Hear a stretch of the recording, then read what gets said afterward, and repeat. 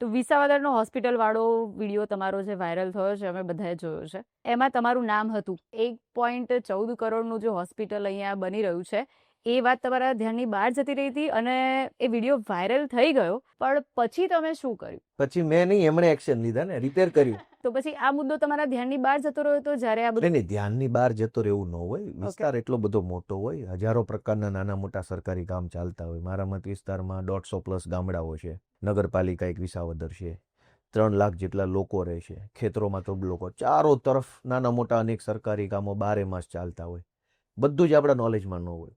એ જે સરકારી દવાખાનું છે એ ચૂંટણી પહેલા તો એનું કન્સ્ટ્રક્શન ચાલુ હતું.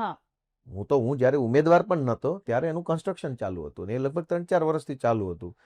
ચૂંટણી આવવાની હતી એટલે શું થયું, કોન્ટ્રાક્ટરો અને અધિકારીઓ ભાજપના નેતાઓ ભેગા મળીને ફટાફટ બધું આમ જેવું તેવું કરીને કલર બલર મારીને દૂરથી એવું લાગે કે બહુ મસ્ત વસ્તુ બની છે એવું કરી દીધું.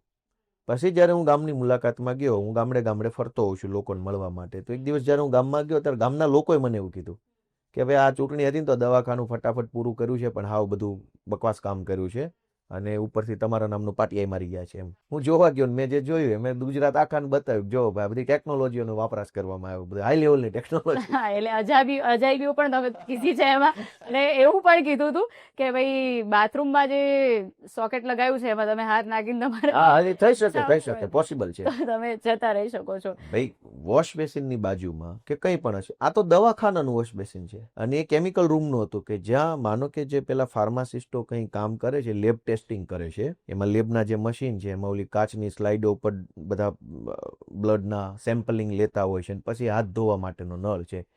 પ્લગનું ત્યાં કંઈ કામ જ નથી. મેં ડૉક્ટરને પૂછ્યું ભાઈ અહીંયા પ્લગ શું હોય, કોઈ મશીન મૂકવાનું હોય કે શું હોય, તો કાંઈ નહીં, ક્યાંય છે તો છે પ્લગ, અને હોય તો ક્યાં હોય, એની હાઇટ કેટલી હોય, ડિસ્ટન્સ કેટલું હોય, પ્લેટફોર્મ એ બાજુમાં કંઈક હોય, ડ્રાયર હશે ખાલી હું લબડવાનું, આમ તો બધું ભગવાન ભરોસે તંત્ર હાલે છે.